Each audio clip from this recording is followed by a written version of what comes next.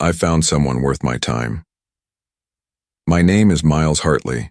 I'm a 44-year-old commercial architect in Savannah, Georgia, sitting in my home office staring at an email from my wife of 12 years. Kendra was supposedly at a yoga retreat in Arizona.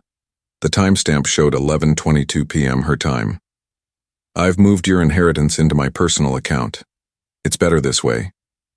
Attached was a photo. Blurry. Her and some guy with a beard on a balcony, sunset behind them, glasses of wine.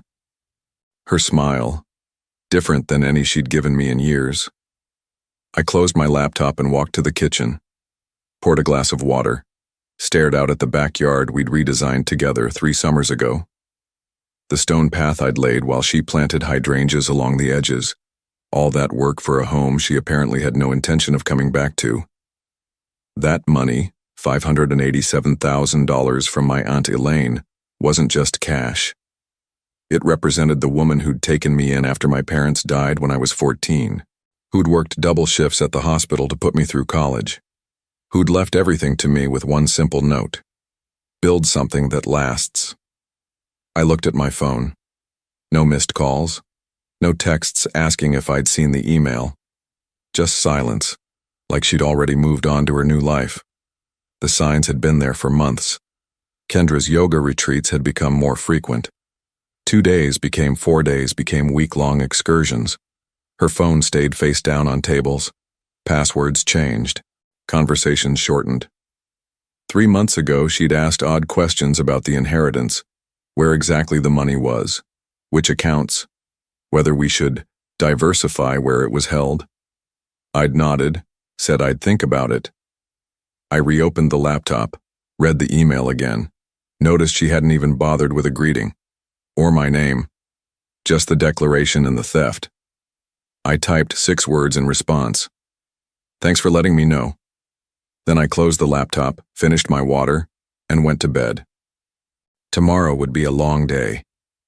But sitting alone in that king-size bed, I realized something that should have bothered me but didn't. I slept better, knowing she wasn't coming home. What Kendra didn't know was that I'd sensed something wrong months ago. The inheritance had never been where she thought it was, and her attempt to take it had just given me everything I needed. I met Kendra 15 years ago at an industry conference in Charlotte. She was launching her wellness brand, looking for architects to design her first brick-and-mortar space. I was 5 years into my career, hungry for projects that weren't just office buildings and parking structures.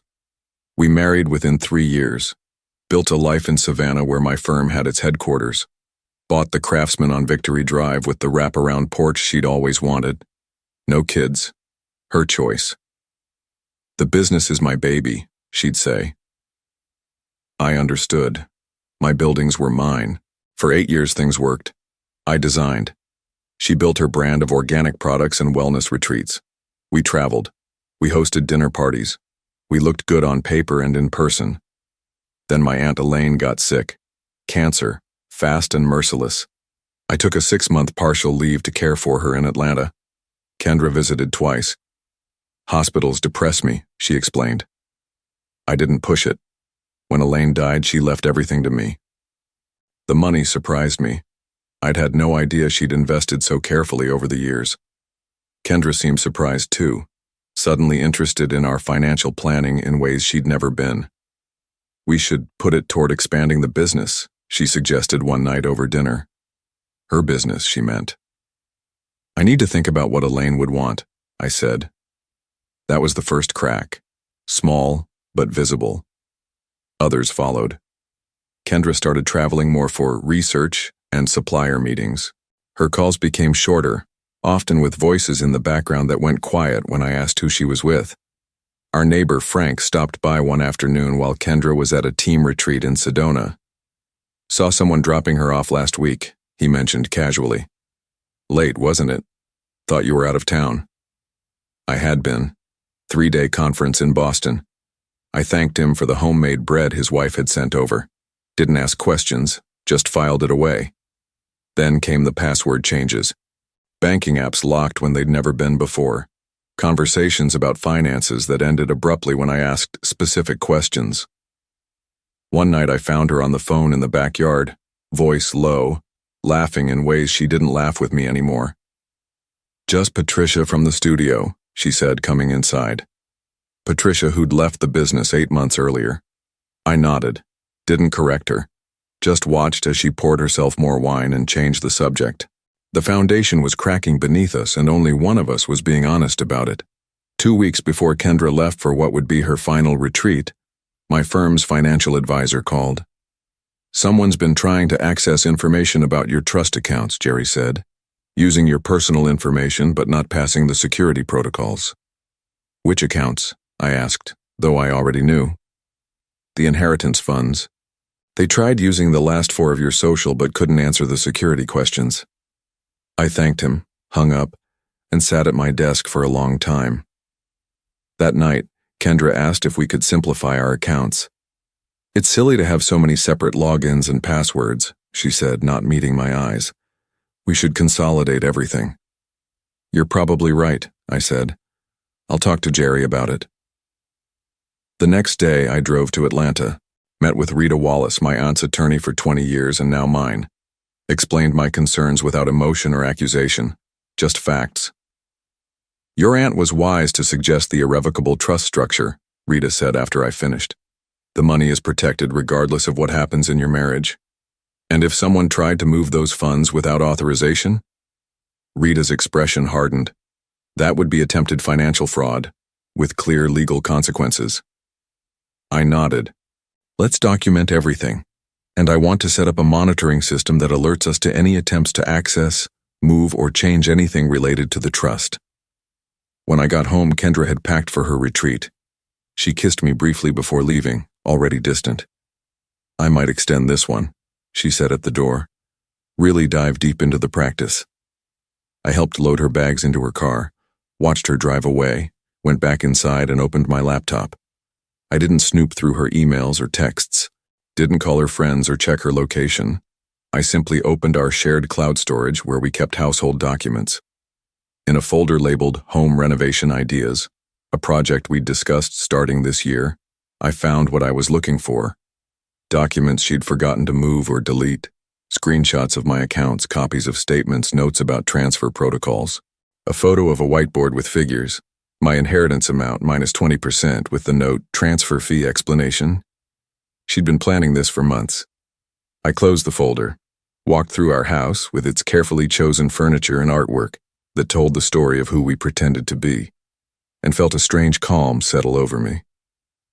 The betrayal wasn't shocking. What surprised me was my own response. Not rage or grief, but clarity. For the first time in years, I saw our marriage for what it had become. A transaction she was now terminating because something more profitable had come along. I slept in the guest room that night, started making calls the next morning. By the time her email arrived 5 days later, I'd already set everything in motion. After receiving Kendra's email, I waited exactly 24 hours before making my first move.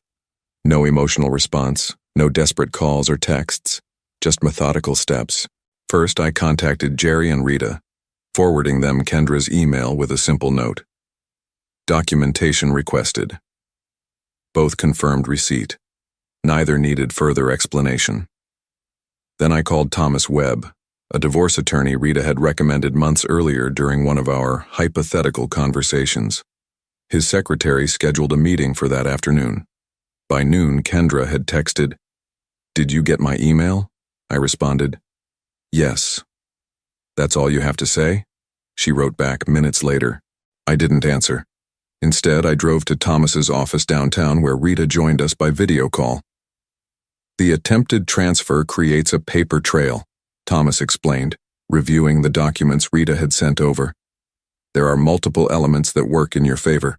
The funds were inherited, never commingled with marital assets, properly maintained in a trust structure, and she has now openly admitted to attempting unauthorized access." "What's next?" I asked. "File for divorce immediately, citing financial misconduct. Georgia isn't a no-fault state when fraud is involved." I signed the paperwork before leaving his office.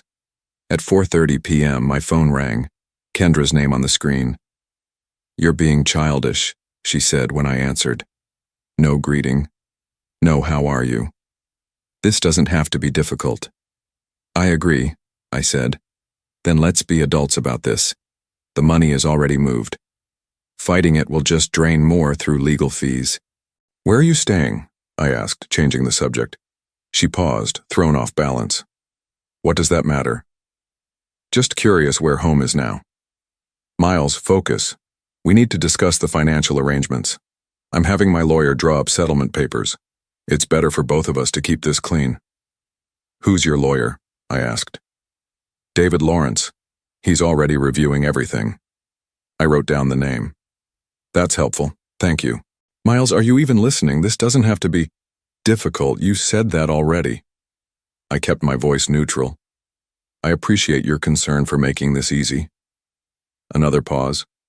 What are you doing? Nothing yet. Getting used to the idea, I guess. I could hear her relax on the other end, misreading my calm as resignation. It's for the best, she said, softening her tone. We've been moving in different directions for years. This is cleaner than dragging it out. You're right, I agreed. Cleaner is better. After we hung up, I called Thomas back and gave him David Lawrence's information. Then I sent a single text to Kendra. Taking some time to process, we'll reach out when I'm ready to discuss details. Her response came immediately. Don't wait too long. Papers will be ready by Friday. Friday, 3 days away.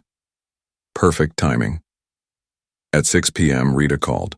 The trust company has recorded 3 separate attempts to initiate transfers from the trust accounts today, all properly documented and blocked. And the monitoring system? Captured everything: IP addresses, login attempts, timestamps. The access location matches where the email originated from. Arizona? Scottsdale, not Sedona. Rita paused. There's more. The system flagged suspicious activity from last month. Someone exported account details and transfer protocols while logged in through your home network. We have timestamps and device identifiers. I thanked her and hung up. Walked through the empty house that now felt more like evidence than a home. In the kitchen, I opened the bottle of 20-year-old scotch we'd been saving for our 15th anniversary. Poured 2 fingers into a glass. Kendra thought she'd set the trap. She had no idea she'd walked right into one herself. The next morning, David Lawrence called. His tone was professionally cautious. Mr. Hartley, I'm representing your wife in your separation. She's indicated you're amenable to a straightforward settlement. Is that what she said? A slight hesitation. She mentioned you understood the situation. Which situation would that be, specifically? Another pause. The division of assets, including recent inheritance funds. Has she shown you documentation of these funds? She's provided statements, he said carefully. Recent ones? From approximately 3 months ago. I made a note. And transfer confirmations? She's indicated those are forthcoming from the bank. I see. I kept my voice neutral. Has she also mentioned the structure of the inheritance? The irrevocable trust established by my late aunt? The legal impossibility of what she's claiming to have done? Silence. Mr. Lawrence, I suggest you verify the information you've been given before proceeding. My attorney will send relevant documentation to your office today. After hanging up, I drove to Brightstone Bank, where Kendra and I had kept our personal accounts for years. The manager, Harold, had handled our mortgage refinancing 2 years earlier. I need to review recent activity on all joint accounts, I explained after he welcomed me into his office. Harold pulled up our information. His expression shifted as he scrolled through the screens. There have been significant withdrawals, he said, over the past 3 months. How significant? He turned the monitor toward me. Regular transfers from our joint account to one I didn't recognize.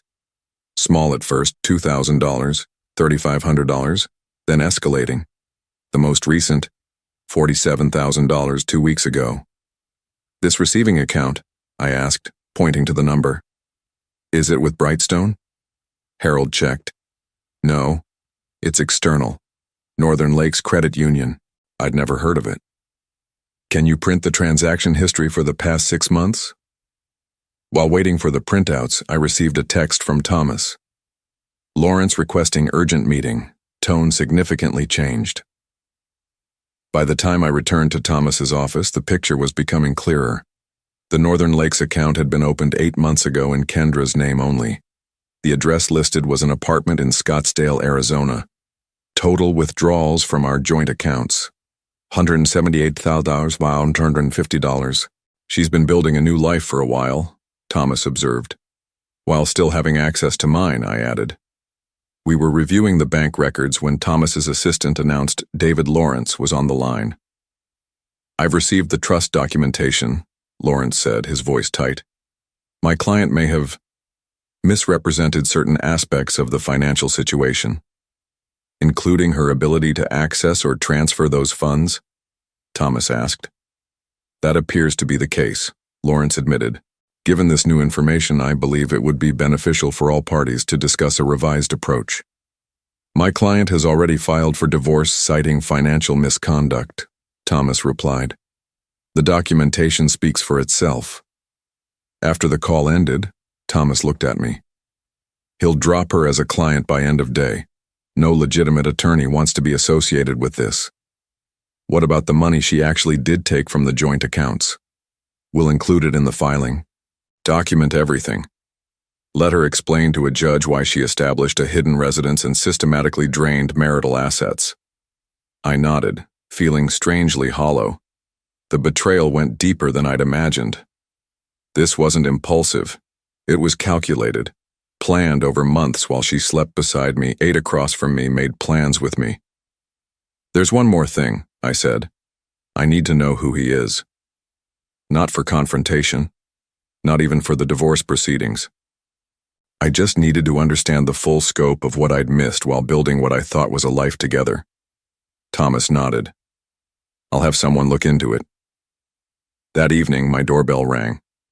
I opened it to find a courier holding an envelope. Delivery for Miles Hartley, he said. Inside was a letter from David Lawrence formally withdrawing as Kendra's legal representation, with copies sent to both Kendra and the court. Attached was a note from Thomas. First domino. My phone lit up minutes later. Kendra calling. I let it go to voicemail. She called 3 more times before sending a text. What the hell did you do? I didn't respond. While eating a sandwich at the kitchen counter, I received an email from Rita with a subject line that simply read, Update.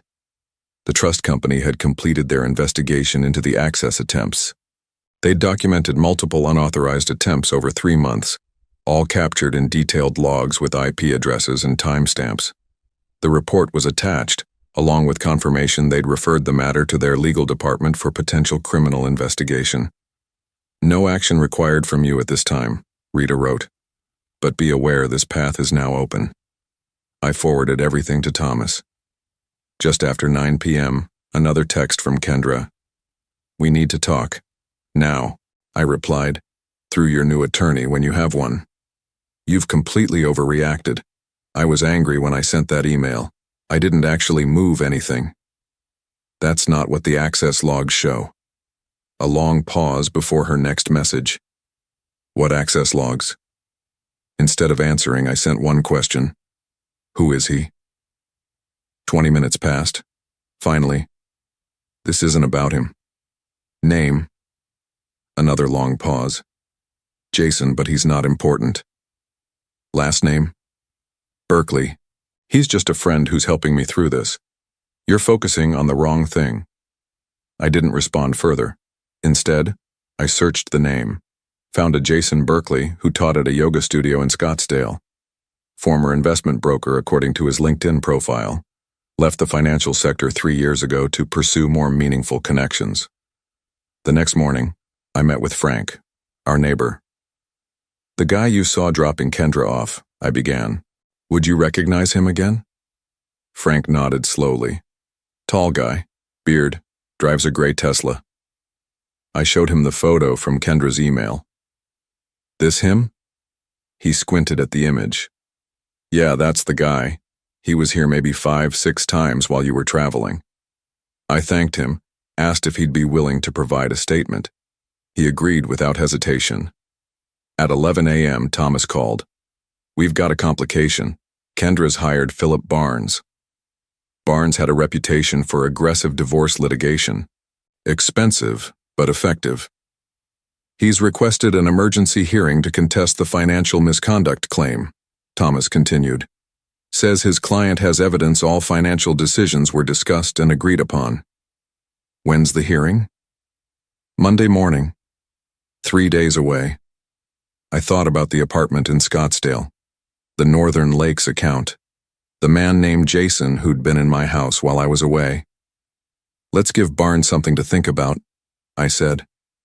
That afternoon, Thomas delivered a package to Barnes's office containing copies of everything: the trust access logs, the bank records showing systematic withdrawals, the apartment lease in Scottsdale, Frank's notarized statement about Jason's visits, and screenshots from Kendra's home renovation ideas folder, showing her notes on how to access my accounts.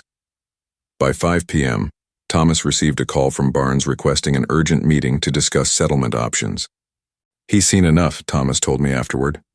"Offered a clean split. She keeps what she already took, makes no further claims. You keep everything else, including the house and full inheritance." "Counter," I said. "She returns half of what she took from joint accounts and signs a non-disclosure agreement. I don't pursue the fraud angle." Thomas raised an eyebrow. "You could get more." "I don't want more. I want done." The morning of what would have been our emergency hearing, Kendra and her attorney arrived at the courthouse to find Thomas waiting with a settlement agreement already prepared. No Barnes, no judge, no public spectacle. I waited in the consultation room while Thomas explained the terms. Kendra would transfer $89,275, half the money taken from joint accounts, back within 24 hours. She would make no claims against the inheritance or any other assets. She would sign a non-disclosure agreement preventing her from discussing our marriage or divorce with anyone. In exchange, I would not pursue any fraud charges related to the attempted theft of trust funds. Through the glass walls, I saw her face as Thomas handed over the evidence file. Photographs, statements, account logs. Her expression shifted from defiance to shock to something like defeat. She glanced toward the room where I sat, then quickly looked away. Barnes reviewed everything, leaning close to whisper in her ear. She nodded slowly. 10 minutes later, they entered the room. "My client accepts the terms," Barnes stated formally. Thomas slid the agreement across the table. Kendra signed without reading it, her handwriting shaky but determined. I signed my portion, then slid a separate envelope across to her. "What's this?" she asked, the first words she'd spoken. "The passwords," I said, "to the cloud storage house alarm, everything else you might need to get whatever you left behind." Her eyes finally met mine, searching for anger or triumph. Finding neither, she looked more lost than I'd ever seen her. "It was never about the money," I said quietly. "That would have been simpler." Barnes touched her elbow, guiding her to stand. She clutched the envelope as they left, never looking back. 6 months later, I sold the house on Victory Drive. Too many empty rooms, too many memories to paint over. The new owners, a young family with twins, loved the wraparound porch and the hydrangeas along the stone path. I moved to a loft downtown, walking distance to my firm's office, bought less furniture, kept fewer things. Rita helped me restructure my aunt's inheritance into a foundation supporting architectural scholarships for kids who'd lost parents. Its first recipient was a 17-year-old girl from South Georgia, whose essay about designing spaces that heal resonated with the selection committee. Elaine would have loved her, Rita said when we awarded the scholarship. I thought about my aunt often. Her practical wisdom, her insistence that creating something worthwhile required equal parts vision and vigilance. One afternoon, collecting mail in the lobby of my building, I found an envelope with no return address. Inside was a check for exactly $89,275 and a brief note. The rest of what I owed, not just the money. No signature, none needed. That evening, I walked down to the riverfront where Kendra and I had once talked about opening a joint venture, a wellness space I would design, she would operate. A dream that had died long before our marriage had. I sat on a bench watching cargo ships pass, the check still in my pocket. Tomorrow I would deposit it into the foundation account. Another scholarship. Another chance to build something that might last. My phone buzzed with a text from Jerry. Dinner still on for 7? Bringing that architect I mentioned. I glanced at my watch. Just enough time to walk home, change, and head to the restaurant. Just enough time to decide to say yes to whatever came next. On my way, I texted back and stood to face the evening. Sometimes the strongest response to betrayal isn't revenge, it's rebuilding.